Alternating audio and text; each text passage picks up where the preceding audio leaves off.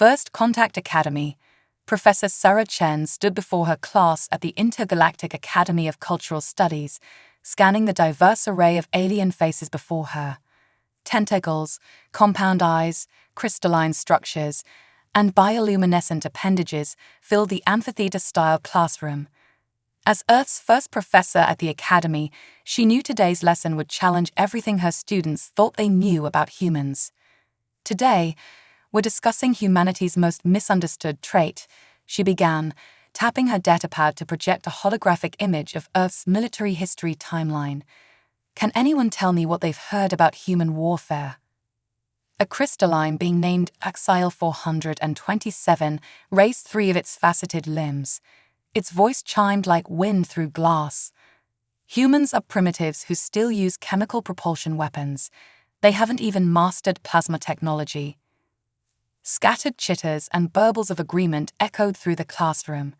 Sarah smiled, having expected this response. Interesting perspective. HFY 427. Anyone else? A gelatinous mass of swirling colors pulsed near the front row. My research indicates humans have engaged in countless wars among themselves. Surely this proves their violent nature. Ah, thank you, Bloom, Sarah nodded. Now, let me ask you all something. If humans are such warlike creatures, why haven't we launched a single interstellar conquest since achieving faster-than-light travel 50 years ago? The classroom fell silent. Even the ambient glow from the bioluminescent students dimmed slightly.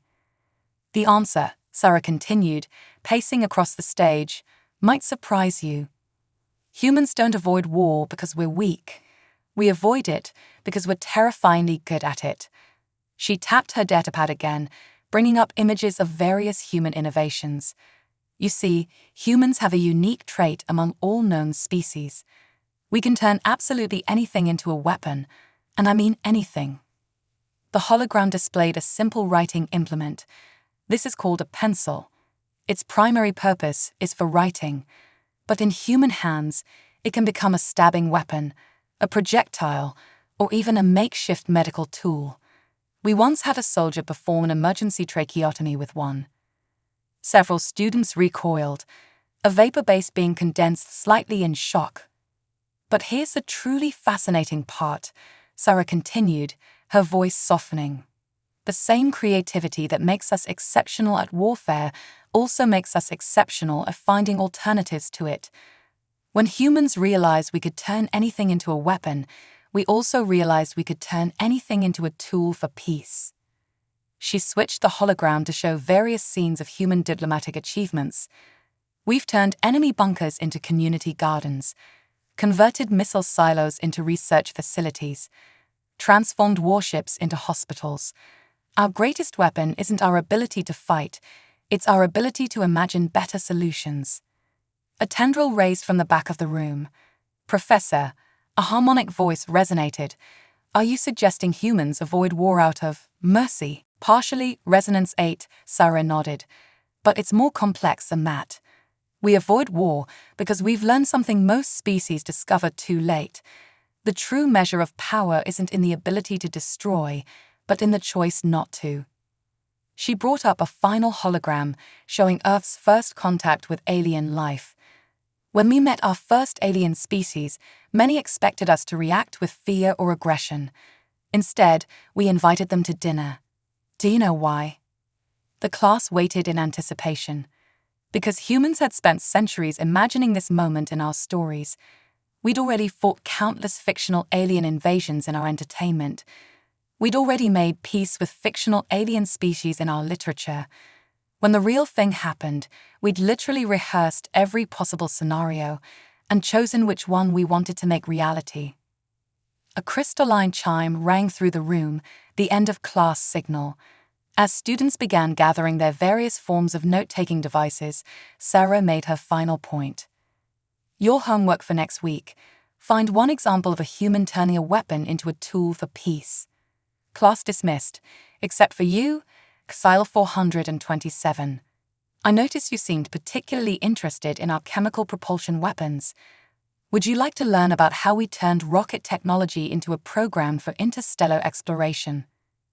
The crystalline being's facets sparkled with interest, remaining behind as others filed out. Among the departing students, whispered conversations in various languages and forms of communication shared a common theme. Humans weren't primitive at all. There was something far more interesting. As the last student left, Sarah smiled to herself.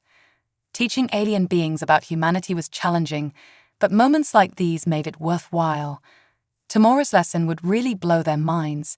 She planned to explain human music and dance.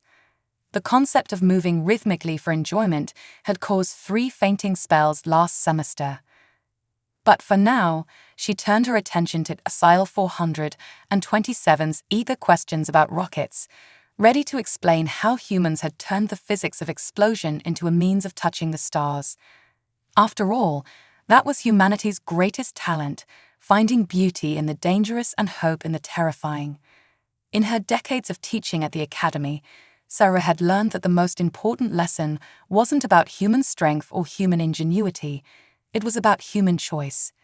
Every day, humanity chose peace not from weakness, but from the wisdom of knowing just how good at war we could be.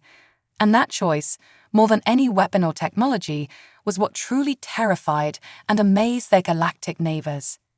As she began explaining the principles of chemical propulsion to her fascinated crystalline student, Sarah couldn't help but wonder what other species would join her classroom next semester.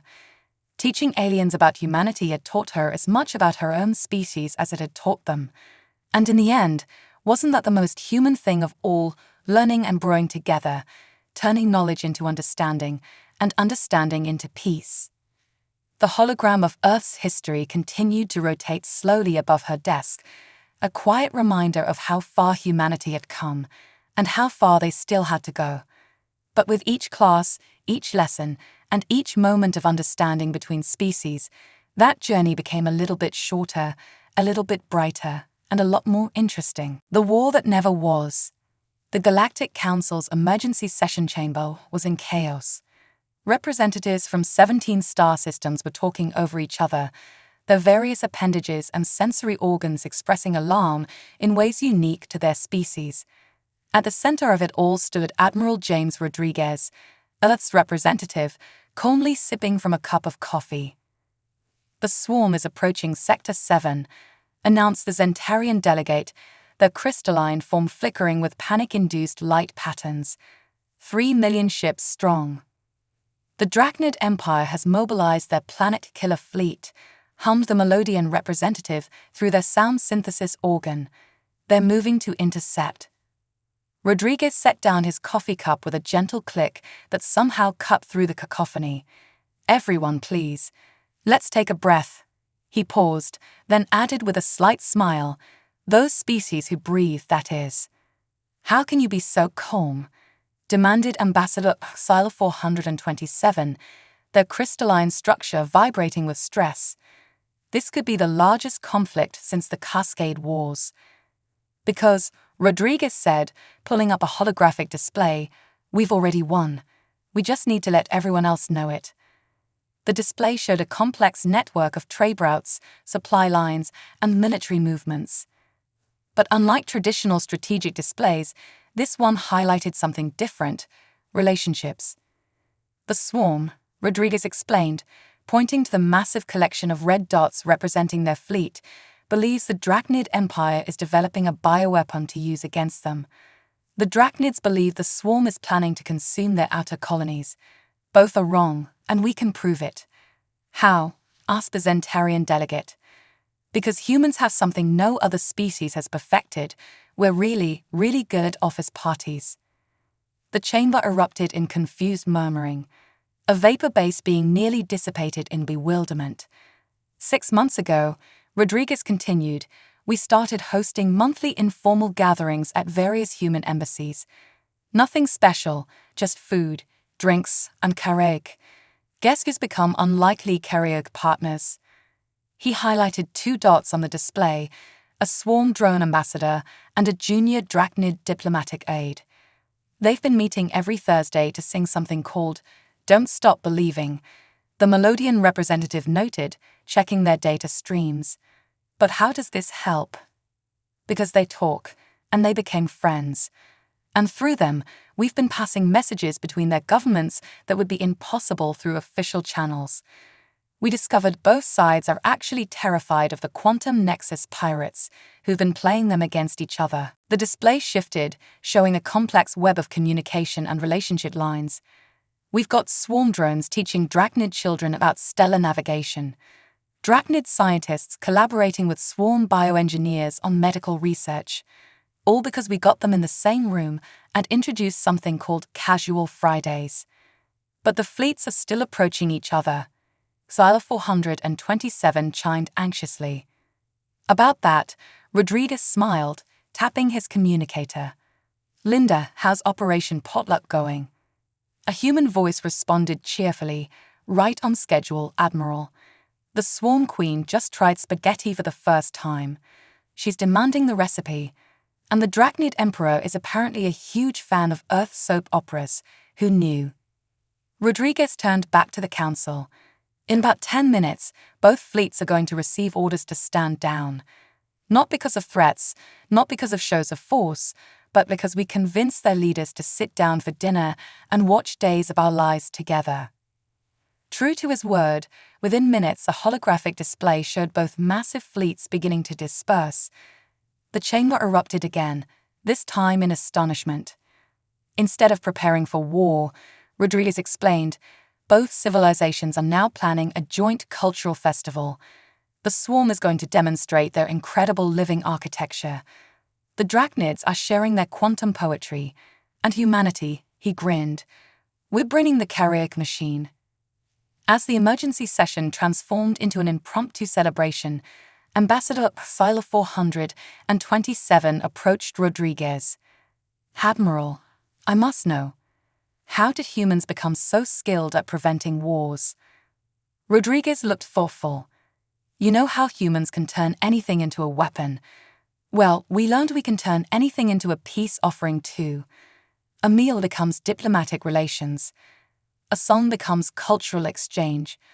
A party becomes conflict resolution." He gestured at the celebrating delegates. "Look around.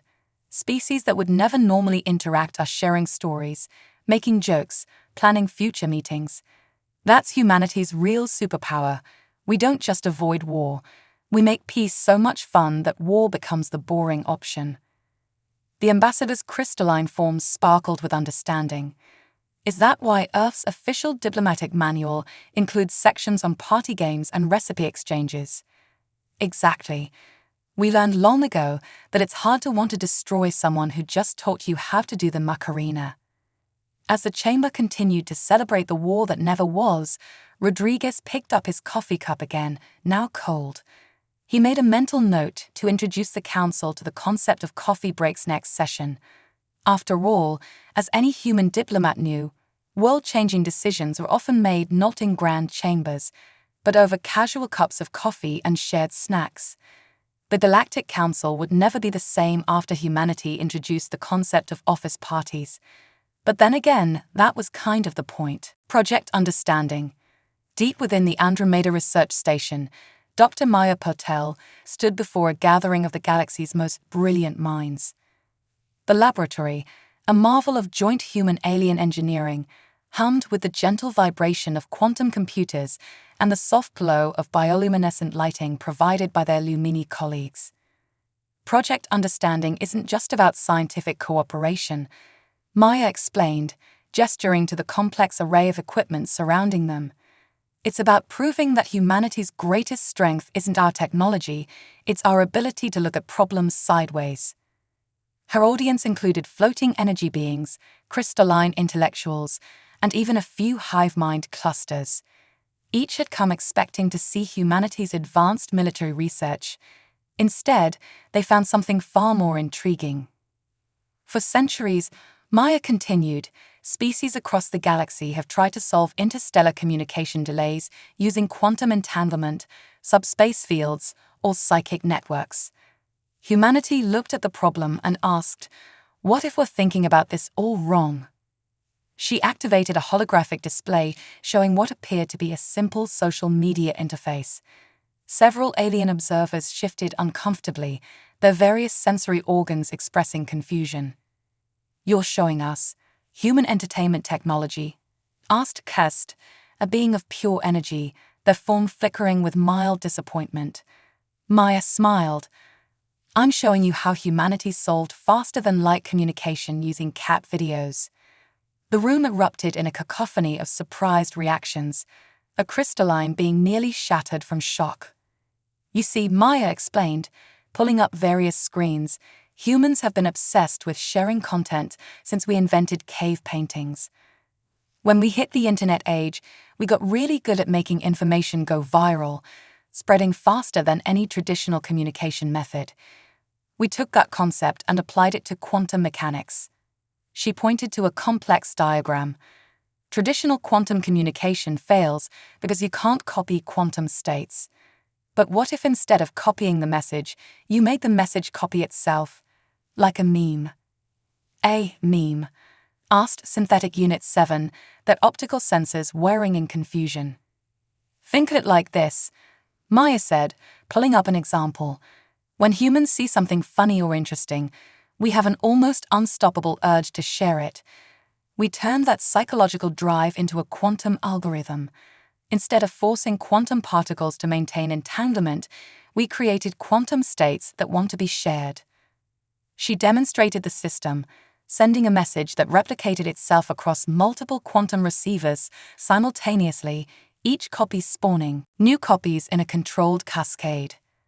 "We call it the Viral Quantum Network, or VQN.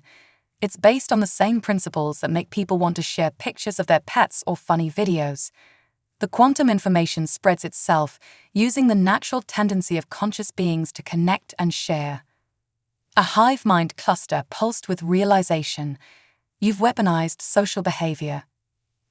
"Not weaponized," Maya corrected gently, "humanized. We took something that makes us human, our need to connect and share experiences, and turned it into a communication technology. The quantum particles aren't forced to maintain connection, they want to connect just like we do." She brought up another display showing the network's growth across the galaxy. In just 6 months, VQN has spread to over 1,000 star systems. Not because we forced it, but because species naturally want to participate. It's the first communication network that grows stronger the more it's used. "But what about security?" asked Kest. "If information spreads this easily?" "Ah," Maya grinned, "that's where cat videos come in again.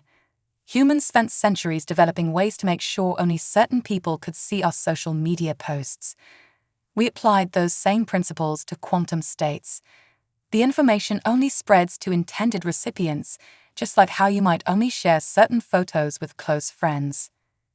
The implications began to dawn on her audience. This wasn't just a communication system, it was a fundamental reimagining of how information could move through space. "But the most beautiful part," Maya continued, her voice softening, "is what happens when different species start sharing their experiences through the network. Humans don't just share messages, we share stories, art, music, dreams. The VQN doesn't just carry data, it carries culture." She pulled up a final display showing various species sharing their unique forms of art and expression across the network. "We're not just building a faster communication system, we're building understanding. Every message carries a little piece of what it means to be human, or Lumini, or Zentarian. It's turning the galaxy into one big group chat." As if to prove her point, a notification popped up on the main display. A Drachnid opera singer had just shared their interpretation of a human rock ballad, which was quickly going viral across 3 spiral arms of the galaxy. "That's Project Understanding," Maya concluded. "We solved faster-than-light communication not by inventing better technology, but by embracing what makes us want to communicate in the first place, our desire to share, to connect, to understand each other." The laboratory fell silent as her words sank in. Then, one by one, the alien scientists began accessing the network, sharing their own experiences, their own stories. The room filled with a symphony of different forms of expression, light patterns, sound waves, quantum harmonies, all blending together in a demonstration of true interstellar understanding. As Maya watched her colleagues explore this new form of connection, she couldn't help but smile. Humanity had done it again, turned something as simple as wanting to share cat videos into a revolution in interstellar communication. It was perhaps the most human solution possible, making the galaxy a friendlier place, one shared moment at a time. The project wasn't just about understanding anymore. It had become something greater, a testament to humanity's unique gift for turning our simplest desires into our greatest achievements. And somewhere in the network, a quantum cat video was making beings of pure energy laugh, proving once again that some things truly are universal. The cultural exchange. The Grand Exhibition Hall of New Shanghai sparkled under the light of 3 moons, its crystalline architecture a perfect blend of human ingenuity and alien aesthetics. Inside, the first intergalactic cultural festival was in full swing, and at its heart stood Marcus Wong, Earth's chief cultural officer, watching with barely contained delight as centuries of intergalactic tensions dissolved over something as simple as a food court. "You're telling me," rumbled Ambassador Crix of the warrior clans of Nexus VII, his armored exoskeleton gleaming, "that humans intentionally make their food spicy for fun." "Try the Sichuan hot pot," Marcus suggested, hiding his amusement as the massive warrior delicately picked up a tiny chopstick. "Just remember what I taught you. The numbing sensation is normal." Across the vast hall, thousands of beings from hundreds of species mingled in what could only be described as organized chaos. A group of energy beings were attempting to learn breakdancing from a crew of Earth teenagers. Several crystalline entities had become fascinated with origami, their faceted limbs carefully folding paper into intricate shapes. Even the normally reclusive void dwellers had emerged from their dark matter havens to participate in what they called the human ritual of karaoke.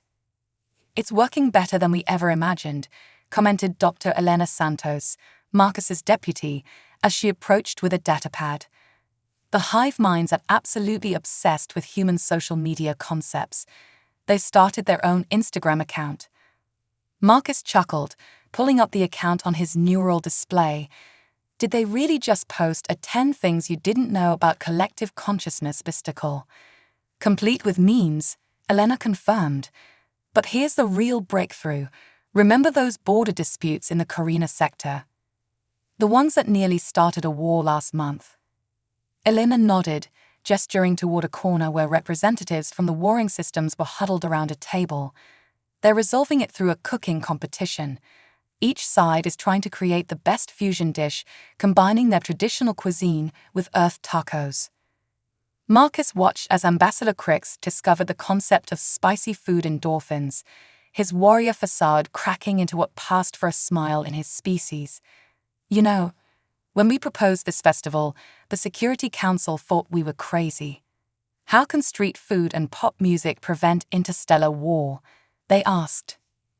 "They forgot the most important lesson of human history," Elena said, watching as a group of quantum physicists became entranced by a demonstration of Cuban salsa dancing. "Culture is the most powerful force in the universe."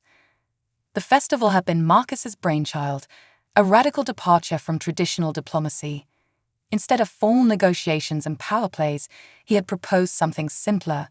Let's throw a party. A big one. With food, music, art, and most importantly, no agenda other than cultural exchange.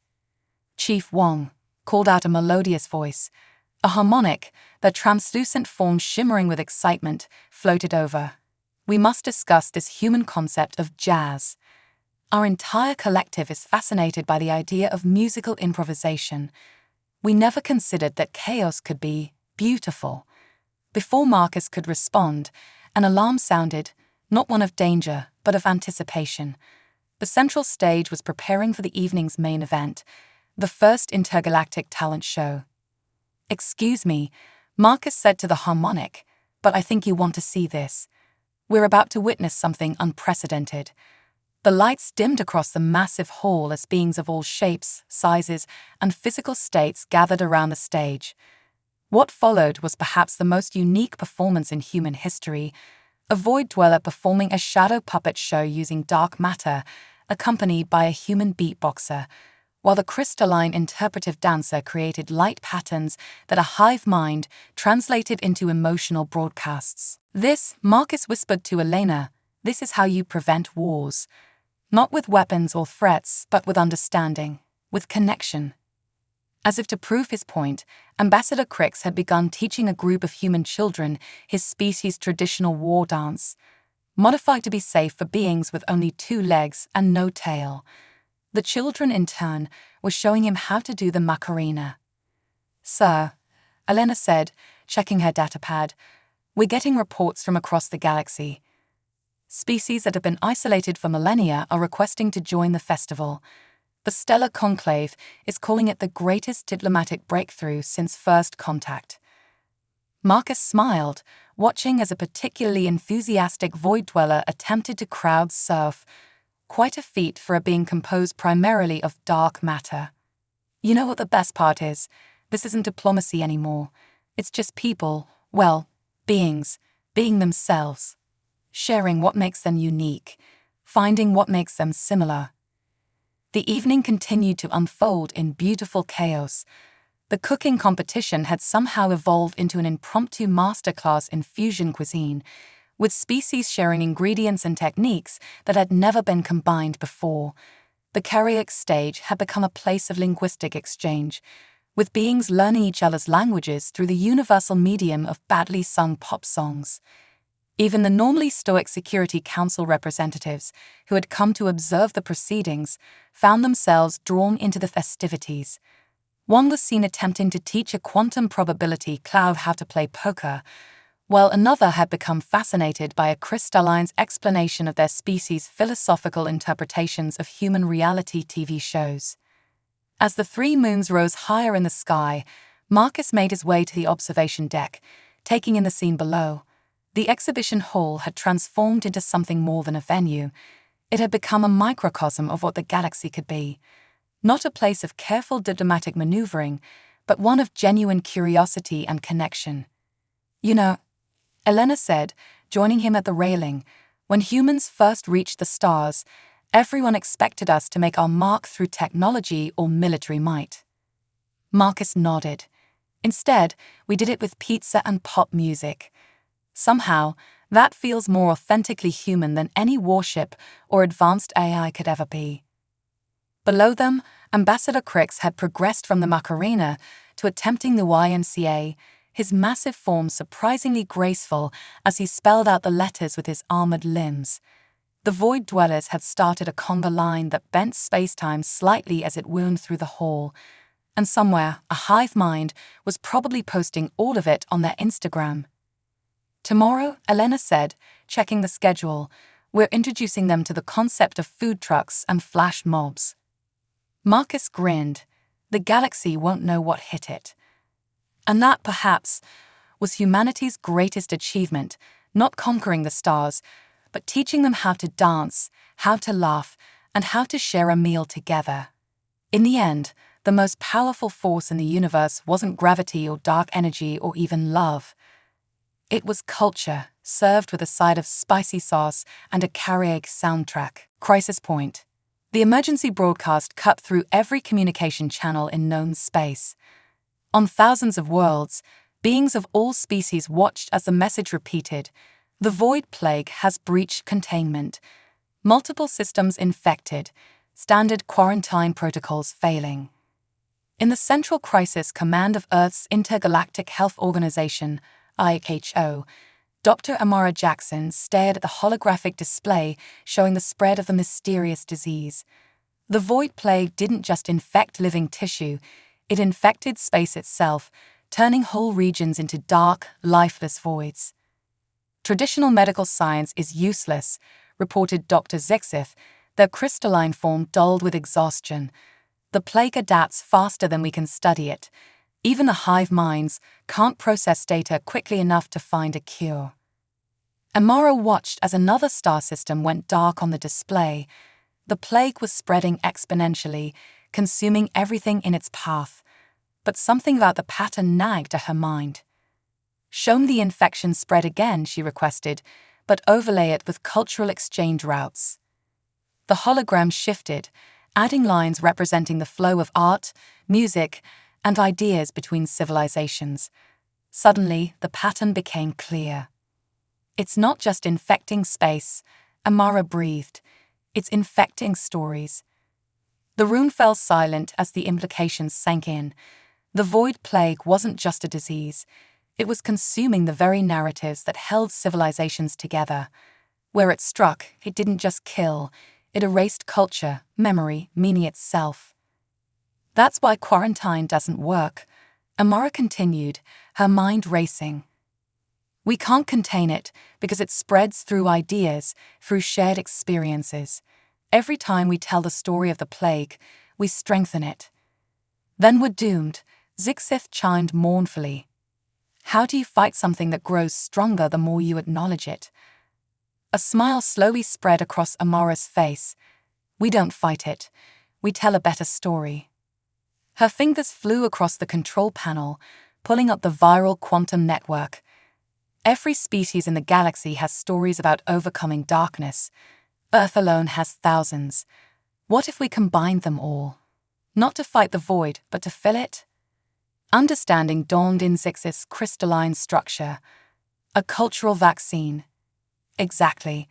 The plague spreads by consuming stories. Let's give it more stories than it can handle. Every myth, every legend, every song about light overcoming darkness.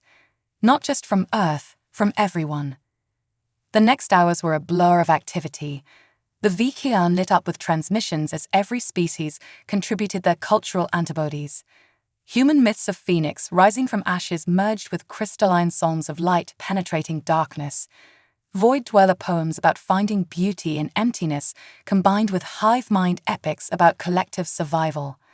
Look, Zixith exclaimed, pointing to the display. Where the stories reached, the void was changing. The darkness remained, but it was no longer empty. It sparkled with countless points of light, each one a story, a song, a shared memory refusing to be erased. It's working, Amara whispered. The plague can consume individual stories, but it can't consume all of them. There are too many, and they're creating new ones as they combine. The transformed void began to spread faster than the plague, carried by the unstoppable human urge to share stories, amplified by the collective creativity of 1,000 species. Where it touched, it didn't just stop the plague, it transformed it. The void isn't being destroyed, Zixith observed, their crystalline form glowing with wonder. It's being tamed, becoming part of the story itself. Amara nodded. That's the power of narrative. It doesn't deny darkness exists, it gives it meaning, makes it part of something bigger. Across the galaxy, the emergency broadcasts began to change. The story was no longer about a plague consuming everything, but about how the galaxy's combined cultures had transformed destruction into creation. The void remained, but now it was filled with a combined artistic expression of every species it had tried to erase. In the following days, something unprecedented happened. Species that had lost their worlds to the plague began settling in the transformed void space, building new civilizations in the darkness that sparkled with story light. The very force that had threatened to destroy them had become a canvas for the greatest collaborative art project in history. You know what this means? Amara asked Zixith as they watched new communities bloom in the story-filled void. Humanity's greatest weapon was never our technology or our adaptability. It was our ability to find hope in darkness, to turn our nightmares into dreams. Zixith's crystalline surface rippled with understanding. You turned a plague that consumed stories into a story about overcoming plagues, Amara finished. The most human solution possible. As the crisis subsided, the galaxy had changed. The void remained, but it was no longer feared. Instead, it had become a monument to the power of shared creativity, a space where the combined imagination of every species kept the darkness at bay not by fighting it, but by filling it with light. And somewhere in that glittering darkness, new stories were already being born, stories about how the galaxy's greatest crisis had become its greatest triumph, not through force or technology, but through the simple, unstoppable human need to share tales around a campfire, even when that campfire was made of starlight and dreams. Unity's triumph. 5 years after the Void Plague crisis, the Galactic Assembly gathered for an unprecedented ceremony. The newly constructed Unity Station hung in space like a jewel, its architecture a breathtaking fusion of all known species design philosophies. At its heart stood the Great Hall of Stories, where Captain Diana Chen prepared to deliver the keynote address at the first Galactic Unity Day. The hall itself was a marvel. Its walls were alive with projected memories from every civilization, its air hummed with songs from 1,000 worlds, and in its center, a portion of the tamed void sparkled with the combined stories that had saved the galaxy. When humanity first reached the stars, Diana began, her voice carrying to delegates of every species. We expected to find conflict. Instead, we found something far more powerful, the universal desire to share who we are. The audience rippled with various forms of agreement. Even the Void Dwellers, now celebrated artists of the transformed darkness, pulsed gently in their special observation chambers. "Look around you," Diana continued, gesturing to the hall. 5 years ago, the Void Plague threatened to erase everything we were. Today, we're not just surviving, we're creating something entirely new together. Holographic displays activated, showing the transformed void spaces across the galaxy. What had once been zones of death were now vibrant communities where multiple species lived together, their combined cultures creating entirely new forms of art and expression. The human crystalline music festivals in the Orion Void space have produced entirely new forms of symphony, Diana noted. The Hive Mind Void Dweller collaborative art installations are redefining our understanding of consciousness itself. And let's not forget the intergalactic cooking network, which has somehow turned the concept of fusion cuisine into an extreme sport. Laughter rippled through the assembly. Several delegates were still recovering from their first experience with Void Dweller humans' spicy dark matter tacos. But our greatest achievement isn't just surviving the crisis, Diana continued, her tone growing serious. It's what we learned about ourselves in the process. Every species here thought they were alone in their stories of overcoming darkness. Now we know that story connects us all. She gestured to a group of young delegates, the first generation to grow up in the transformed void spaces. They moved with the easy confidence of those who had never known the old divisions between species. These children don't see human or alien, solid or energy being. They see stories waiting to be shared, songs waiting to be sung, meals waiting to be enjoyed together. They're the first generation of what we might truly call galactic citizens. The assembly's attention turned to a massive window overlooking Earth. The cradle of humanity looked different now, its orbit dotted with structures representing every known species, its night side glittering with lights that included bioluminescent cities and crystalline towers catching starlight. Humanity's greatest gift to the galaxy wasn't our technology or our military strength, Diana said softly. It was our stubborn insistence that differences are meant to be celebrated, not feared. That the best way to face darkness is together, sharing stories and songs, and yes, even our questionable taste in extremely spicy food. A chime sounded, the signal for the ceremony's climax.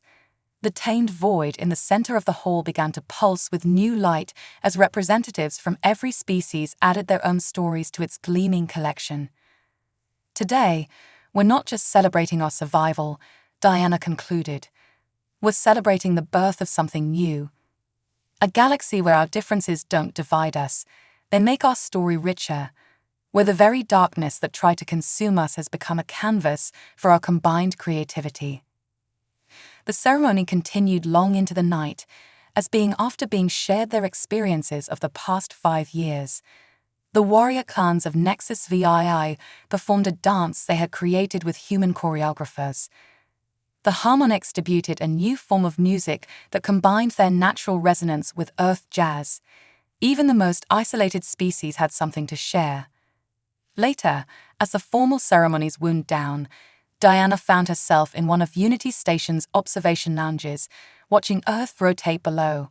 She was joined by Zixith, the crystalline scientist who had helped save the galaxy. "Did you ever imagine," Zixith chimed softly, "that humanity's legacy would be teaching the galaxy how to throw a proper party?" Diana laughed. "Honestly, yes. Humans have always known that the best way to turn enemies into friends is to break bread together, or whatever the equivalent is for species that don't eat bread." They watched as a group of young beings, human, crystalline, energy, and void, practiced a new dance form they had invented, their movements creating patterns in spacetime itself. "You know what the most human thing about all this is?" Diana mused. "We didn't defeat the darkness. We didn't banish it or destroy it. We made friends with it, turned it into art. That's humanity's real superpower. We can find beauty anywhere, even in the void itself." Zixith's crystalline form sparkled with amusement. "And now you've taught the rest of us to do the same. The galaxy will never be the same." "Good," Diana smiled. "That was kind of the point." As Unity Day celebrations continued across the galaxy, countless beings shared stories, songs, and meals together. In the transformed void spaces, new forms of art and culture bloomed like stars being born. And everywhere, the combined creativity of all species kept the darkness at bay, not by fighting it, but by filling it with light. Humanity had indeed changed the galaxy, not through conquest or technology, but through the simple, powerful act of sharing stories around a cosmic campfire. And in doing so, they had helped create something greater than any single species could have achieved alone. A galaxy where unity didn't mean sameness, but the beautiful harmony of countless different voices singing together in the dark. The story of humanity's journey to the stars hadn't ended with first contact or even with saving the galaxy. It had only begun, and now it was part of a much bigger story, one being written by all species together in the glittering darkness between the stars. Legacy of Harmony. A century after Unity Day, young Aria Chen stood in the ancient lecture hall of the Intergalactic Academy of Cultural Studies, where her great-grandmother, Sarah Chen, had once taught. The room, once filled with confused alien students learning about humanity, now hosted beings from across the galaxy studying something new, the art of harmony. A century ago, Aria began, her holographic display showing historical footage. Humanity's greatest achievement wasn't teaching the galaxy about war or peace. It was teaching the galaxy about balance. The classroom, far more diverse than in Sarah's day, included beings of every known form, traditional organic life, energy consciousnesses, void entities, and even several new species that had evolved in the transformed void spaces. "Look at this footage from the first cultural festival," she continued, showing scenes from New Shanghai. "What do you see?" A young void child, their form rippling with points of story light, raised a tendril. "They're awkward. Different species trying to understand each other." "Exactly," Aria smiled. "Now compare it to yesterday's centennial celebration." The display shifted to recent scenes, a crystalline human dance troupe performing in zero gravity, their movements creating patterns that told stories in light and shadow. A hive-mind void dweller orchestra playing instruments made of dark matter and pure thought. Children of a dozen species playing games that seamlessly blended their different abilities and perceptions. "The difference isn't just in the technology or the understanding," Aria explained. "It's in the confidence. We no longer try to overcome our differences, we celebrate how they make us stronger together." She walked through the hologram, her form intersecting with the images of celebration. "My great-grandmother taught the first aliens about humanity. Today, I'm teaching all of you about something greater, the art of being galactic citizens." The lecture hall transformed, its walls becoming transparent to show the sprawling campus outside. The academy had grown into a city-sized institution, its architecture constantly shifting as different species added their own touches. In the distance, a portion of the tamed void sparkled with a century of accumulated stories. "Look at our architecture," Aria gestured. "We don't build human buildings or crystalline structures or void spaces anymore. We build places that work for everyone, that change and adapt to whoever needs them. That's not compromise, it's synthesis. She brought up new displays showing the transformed void spaces, now home to trillions. These spaces, born from our greatest crisis, have become our greatest laboratories of cooperation. Here, a human child might grow up with a void dweller as a best friend, learning to see in dark matter before they learn to read.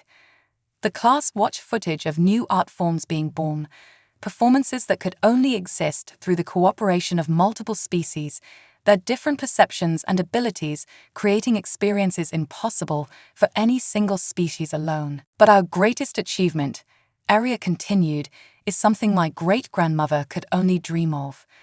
We've created a society where being different isn't just accepted, it's essential. She pulled up data showing the explosion of innovation across all fields since the species began working together.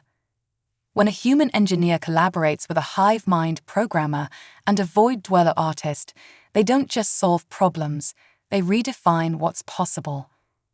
The display showed recent breakthroughs, medical treatments that use story light to heal both body and mind, transportation systems that worked through multiple dimensions simultaneously, communication methods that transcended traditional concepts of space and time.